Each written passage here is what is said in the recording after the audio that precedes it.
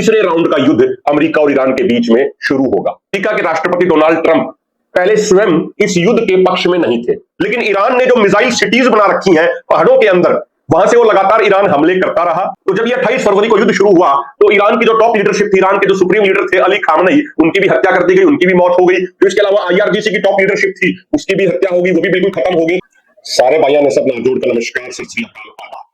साथियों, पाकिस्तान की राजधानी इस्लामाबाद में अमेरिका और ईरान के बीच में दूसरे दौर की बातचीत की तैयारी चल रही है, लेकिन दोनों तरफ से विरोधाभासी बयान सामने आ रहे हैं। अगर बात अमेरिका की करें तो अमेरिका के राष्ट्रपति डोनाल्ड ट्रंप ने कहा कि अब की बार उपराष्ट्रपति जेडी वेंस बातचीत में शामिल होने के लिए नहीं जाएंगे, बल्कि स्टीवन विटकॉफ जो उनके विशेष रिप्रेजेंटेटिव हैं और उनके साथ जैरेड कुशनर, उनकी टीम बातचीत के लिए जाएगी। लेकिन उसके बाद व्हाइट हाउस के किसी अधिकारी की तरफ से बयान आता है कि जेडी वेंस भी पाकिस्तान की राजधानी इस्लामाबाद में जाएंगे और ईरान के साथ होने वाली बातचीत में शामिल होंगे। वहीं दूसरी तरफ अगर आप देखोगे तो ईरान की तरफ से भी विरोधाभासी बयान सामने आ रहे हैं। ईरान की सरकार ने तो यह तक कह दिया कि वो बातचीत में शामिल नहीं होंगे, लेकिन जो उनके पार्लियामेंट स्पीकर हैं मोहम्मद गलीबाफ और उनके विदेश मंत्री अब्बास अरागची, उनकी तरफ से मिले जुले बयान सामने आ रहे हैं। यानी वो डिप्लोमेसी को भी तरजीह दे रहे हैं, जबकि उनकी सरकार के कुछ इंपॉर्टेंट व्यक्ति बातचीत को बिल्कुल ही नकार दे रहे हैं। तो दोनों तरफ से विरोधाभासी बयान सामने आ रहे हैं। तो सबसे बड़ा सवाल यह है कि क्या ये दूसरे दौर की बातचीत अमेरिका और ईरान के बीच में होगी, और अगर होगी तो क्या ये सफल बातचीत होगी, या पिछली बार की तरह इस बातचीत का भी कोई हल नहीं निकलेगा और दोबारा से तीसरे राउंड का युद्ध अमेरिका और ईरान के बीच में शुरू होगा। इसी विषय पे आज हम ये वीडियो बना रहे हैं और इसी सवाल का उत्तर जानने का प्रयास करेंगे। अगर आप दोनों तरफ को देखोगे, अमेरिका और इजराइल का जो उनका गठजोड़ है और दूसरी तरफ जो ईरान है, अगर हम शुरुआत से ही देखें तो ऐसे बहुत सारे बयान और ऐसे बहुत सारे घटनाएं सामने आई है जिससे यह लगता है कि अमेरिका के राष्ट्रपति डोनाल्ड ट्रंप पहले स्वयं इस युद्ध के पक्ष में नहीं थे। अभी 2-3 दिन पहले एक रिपोर्ट भी छपी जिसमें यह कहा गया कि इजराइल के प्राइम मिनिस्टर बेंजामिन नेतन्याहू और अमेरिका के सीनेटर लिंडसे ग्राहम ने डोनाल्ड ट्रंप को यह कन्विंस किया, एक प्रेजेंटेशन दिखा के कि ईरान के साथ युद्ध करना जरूरी है, और उनको कन्विंस किया, जिसके बाद डोनाल्ड ट्रंप ने युद्ध में जाने का फैसला किया। कुछ रिपोर्ट्स ये भी सामने आ रही हैं कि अमेरिका के एडमिनिस्ट्रेशन के अंदर ही उपराष्ट्रपति जेडी वेंस भी इस युद्ध के पक्ष में नहीं थे। इसके अलावा जो उनके विदेश मंत्री हैं वो भी ज्यादा इसके पक्ष में नहीं थे, वो भी न्यूट्रल थे। लेकिन जो उनके डिफेंस सेक्रेटरी है वो इस युद्ध के पक्ष में थे। और इनको जब स्टार्टिंग के युद्ध शुरू होने से पहले डोनाल्ड ट्रंप को यह कन्विंस कराया गया, लिंडसे ग्राहम जो सीनेटर है और इजराइल के प्राइम मिनिस्टर बेंजामिन नेतन्याहू द्वारा व अन्य कुछ लोगों द्वारा जो युद्ध के पक्ष में थे, कि ये ऑपरेशन भी वेनेजुएला की तरह बहुत आसान और बहुत छोटा ऑपरेशन होगा। जिस तरीके से अमेरिकन स्पेशल फोर्सेस वेनेजुएला के अंदर गई, वेनेजुएला के राष्ट्रपति का अपहरण करके उनको अमेरिका में ले आई और बहुत जल्दी से ये पूरा ऑपरेशन कंप्लीट हो गया, तो इसी तरीके से ईरान का ऑपरेशन भी आसान होगा और बहुत जल्दी पूरा हो जाएगा। लेकिन वो स्टार्टिंग से ही क्लियर हो गया कि ये ऑपरेशन, ये युद्ध बहुत लंबा चलेगा, और युद्ध लगातार आगे बढ़ता चला गया। 40 दिन तक ये युद्ध चला, और उस युद्ध की वजह से जो इंटरनेशनल शिपिंग ट्रेड था वो भी बुरे तरीके से प्रभावित हुआ। तेल के दाम भी बहुत ज्यादा बढ़ गए, इकोनॉमी भी बहुत ज्यादा प्रभावित होने लगी, और जब इकोनॉमी पे इंपैक्ट पड़ने लग गया तो रिपोर्ट्स ये कहती हैं कि मिड मार्च से ही डोनाल्ड ट्रंप ने बातचीत का रास्ता खोलने का प्रयास शुरू कर दिया था और अपने कुछ अधिकारियों को यह कहा था कि किसी भी तरीके से ईरान के साथ बातचीत का प्रयास किया जाए। वहीं दूसरी तरफ अगर आप देखेंगे तो ईरान की जो सरकार है उसके अंदर भी बहुत सारे कॉन्ट्राडिक्शंस नजर आ रही है, बातचीत को लेकर भी और युद्ध को लेकर भी। जो उनके पार्लियामेंट स्पीकर हैं मोहम्मद बगीर गलीबाफ और उनके विदेश मंत्री हैं अब्बास अरागची और उनकी टीम है वो बातचीत के पक्ष में है। वो ये चाह रही है कि डिप्लोमेसी के माध्यम से इसका समाधान हो जाए और जो ये सीज फायर अभी टेम्परेरी हुई है ये परमानेंट सीज फायर हो जाए और अमेरिका के साथ बातचीत करी जाए। लेकिन जो ईरान का जो आज सही नेतृत्व है, जिसके हाथ में रियलिटी में आज के अंदर सत्ता है, वो वहां की सरकार नहीं है, बल्कि IRGC Islamic revolutionary guard corps के जो उनके हार्डलाइनर, जो उनके हार्डकोर कमांडर है, उनके हाथ में सत्ता गई हुई है। पूरी तरीके से उन्होंने सत्ता को कैप्चर कर रखा है, और वहां की जो चुनी हुई सरकार है, जिसमें चाहे पार्लियामेंट स्पीकर हो, चाहे उनके विदेश मंत्री हो, चाहे उनके राष्ट्रपति हो, उनका ज्यादा उनसे कोई सलाह मशवरा नहीं लिया जा रहा, और उनका ज्यादा कोई से नहीं है, उनका ज्यादा कोई उसमें अथॉरिटी नहीं है कि आगे क्या फैसला लिया जाएगा। और रिपोर्ट्स ये कहती हैं कि जो अभी आईआरजीसी के इस्लामिक रेवोल्यूशनरी गार्ड कॉर्प्स के कमांडर है जनरल अहमद वहीदी, वो बहुत हार्डलाइन सोच के व्यक्ति हैं, वो बहुत कड़े फैसले लेने के लिए जाने जाते हैं। और आपको जानकारी के लिए मैं एक चीज ये भी बता दूं कि ईरान के अंदर आईआरजीसी की एक डॉक्ट्रिन है, वहां की फौज की एक डॉक्ट्रिन है लड़ाई लड़ने की, जिसको कहा जाता है मौजियात थ्योरी। और वो थ्योरी इसलिए बनाई गई थी कि यदि किसी युद्ध में ईरान की टॉप लीडरशिप, ईरान की सेंट्रल लीडरशिप, आईआरजीसी की सेंट्रल लीडरशिप और उनका सेंट्रल हेडक्वार्टर अगर तबाह हो जाता है, उनकी लीडरशिप खत्म हो जाती है, तो पूरे आईआरजीसी को 31 प्रोविंसेस के अनुसार बांट दिया जाएगा, और जो रीजनल कमांडर होंगे, जो हर प्रोविंस का कमांडर होगा, वो अपना फैसला लेने के लिए स्वतंत्र होगा। तो जब ये 28 फरवरी को युद्ध शुरू हुआ तो ईरान की जो टॉप लीडरशिप थी, ईरान के जो सुप्रीम लीडर थे अली खामनेई, उनकी भी हत्या कर दी गई, उनकी भी मौत हो गई। तो इसके अलावा आईआरजीसी की टॉप लीडरशिप थी, उसकी भी हत्या होगी, वो भी बिल्कुल खत्म हो गए। तो ये मौजियाक थ्योरी उन्होंने शुरू कर दी और आईआरजीसी के 31 प्रोविंसेस के 31 कमांडर अपने तरीके से युद्ध का संचालन कर रहे हैं। उनको कोई सेंट्रल हेडक्वार्टर से परमिशन लेने की जरूरत नहीं है।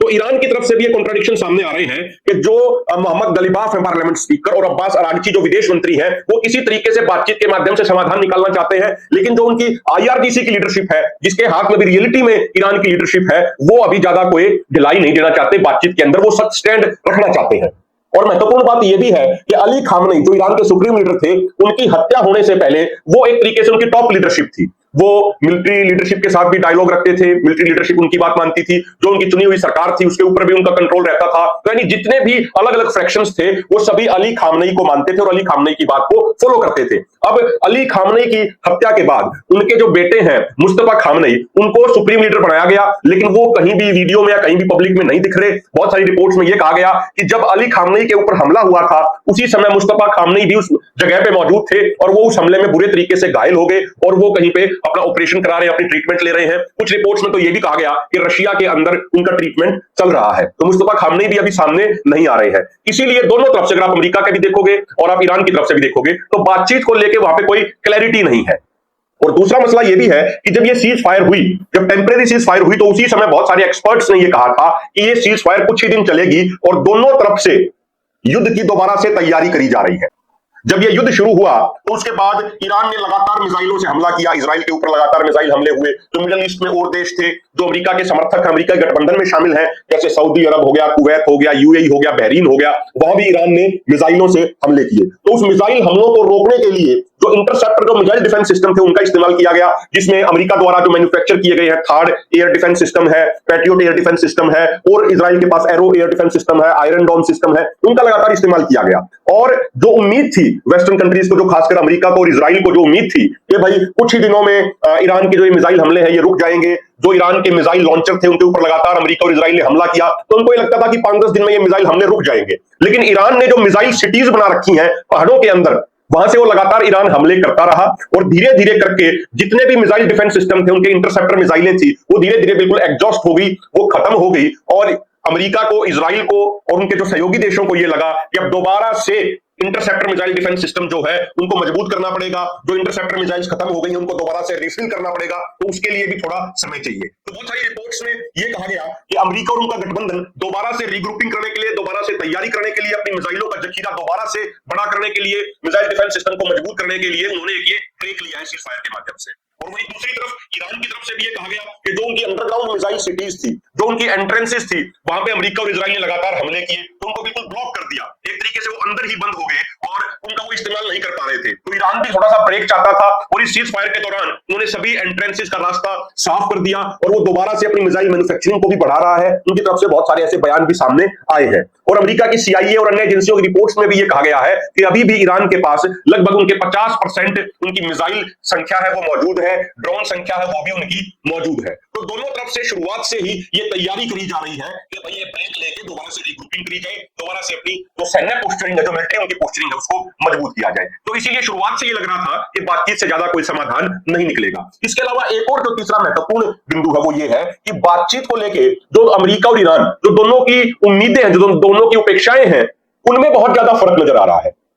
अमेरिका ये कह रहा है, अमेरिका की तरफ से बिल्कुल क्लियर कट डिमांड्स है। पहली डिमांड उनकी तरफ से ये है कि जो ईरान के पास एनरिच्ड यूरेनियम है वो ईरान से बाहर भेजा जाए, ईरान उस पूरे एनरिच्ड यूरेनियम को सरेंडर करे। और रिपोर्ट्स में कहा गया है कि जो इस्फान के अंदर जो ईरान का न्यूक्लियर जो एक पूरा पावर प्लांट है, जो पहाड़ के नीचे है, वहां पे दबा हुआ है उनका यूरेनियम, लगभग 450 किलो एनरिच्ड यूरेनियम जो न्यूक्लियर बम बनाने के लिए इस्तेमाल किया जा सकता है, वो पहाड़ के नीचे दबा हुआ है। तो अमेरिका ये कह रहा है कि इस एनरिच्ड यूरेनियम को ईरान सरेंडर करे और किसी अन्य देश को सौंपे। दूसरी अमेरिका की जो डिमांड है वो ये है कि जो स्ट्रेट ऑफ हॉर्मुज है, स्ट्रेट ऑफ हॉर्मुज को पूरे तरीके से खोल दिया जाए और इंटरनेशनल शिपिंग वहां से प्रभावित नहीं होनी चाहिए और ईरान किसी भी तरीके का टोल वहां से नहीं वसूलेगा उन जहाजों से जो जहाज वहां से क्रॉस करेंगे। तीसरी उनकी मुख्य डिमांड ये है कि जो ईरान के जितने भी प्रॉक्सीज है एरिया में, चाहे वो लेबनान के अंदर हिजबुल्ला हो, चाहे यमन के अंदर हूथी विद्रोही हो, चाहे इराक की जो शिया मिलिशिया जिनको पीएमएफ पॉपुलर मोबिलाइजेशन फ्रंट बोला जाता है वो हो, ईरान उन सब से रिश्ते तोड़ ले और ईरान उनको किसी भी तरीके की सैन्य या आर्थिक उनको सहयोग ना करे,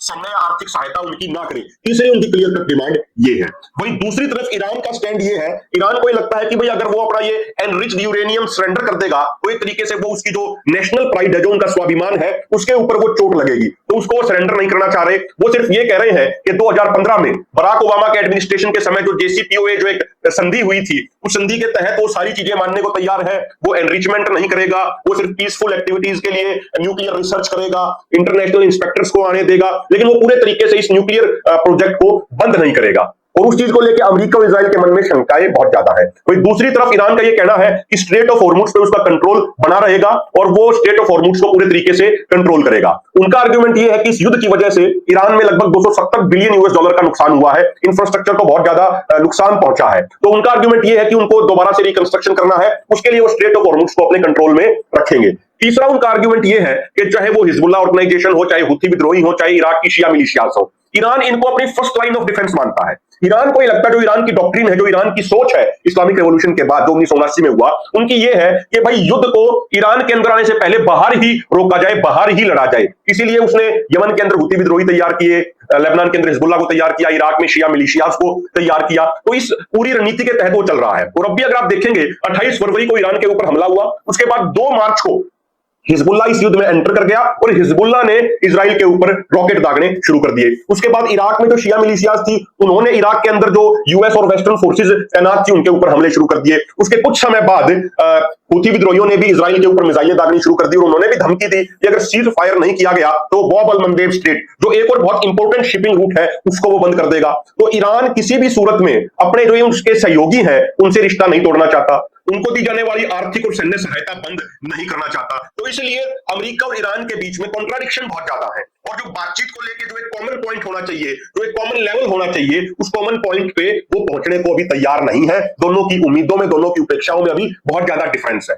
इसीलिए इसकी उम्मीद बहुत कम है कि इस बातचीत से कोई समाधान निकल आएगा, बल्कि इस बात की उम्मीद बहुत ज्यादा है कि ये थोड़ी दिन बातचीत चलेगी, दोनों तरफ से तैयारी करी जा रही है और फिर से तीसरे राउंड का भी टकराव होने की संभावना है। तीसरे राउंड का मैं इसलिए कह रहा हूं क्योंकि पिछले साल जून में भी 12 दिन का युद्ध हुआ था, जब अमेरिका और इजराइल ने अचानक से ईरान के ऊपर हमले शुरू कर दिए थे। उसके बाद ईरान ने मिसाइलें दागी थी। अब ये दूसरे राउंड का जो ये कॉन्फ्लिक्ट हुई, 28 फरवरी को शुरू हुई, 40 दिनों तक चली और उम्मीद ये है, संभावना ये जताई जा रही है कि अगर ये बातचीत किसी सिरे पर नहीं पहुंचती है, ये बातचीत किसी नतीजे तक नहीं पहुंचती है, तो तीसरे राउंड का भी टकराव होगा और तीसरे राउंड के टकराव में एयर अटैक्स के अलावा ग्राउंड इन्वेजन भी शामिल हो सकता है। यह भी संभव है कि अमेरिका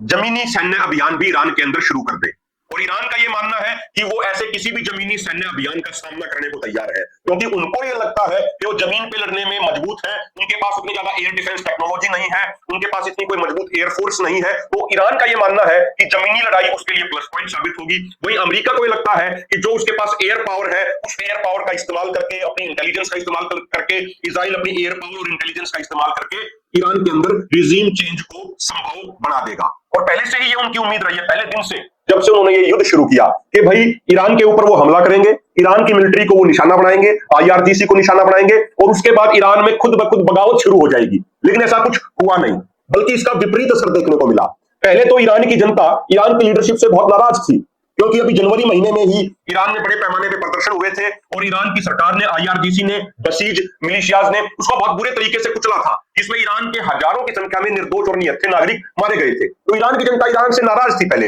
लेकिन जैसे ये युद्ध शुरू हुआ उसके बाद एक नेशनलिज्म की भावना जागी और ईरान की जनता का एक बड़ा हिस्सा ऐसा लगता है कि वो अपनी सरकार के साथ दोबारा से खड़ा हो गया है। तो इसलिए इस बातचीत से कुछ नतीजा निकलने की संभावना बहुत कम है और उम्मीद ये जताई जा रही है, संभावना ये जताई जा रही है कि फिर तीसरी बार सैन्य टकराव हो सकता है। तो आज हमने आपको सरल भाषा में इस पूरा बातचीत को लेकर अभी क्या चल रहा है ये बताने का प्रयास किया। अगर आपको वीडियो अच्छी लगे तो वीडियो को शेयर जरूर कीजिएगा और चैनल को सब्सक्राइब जरूर कीजिएगा। बहुत बहुत धन्यवाद।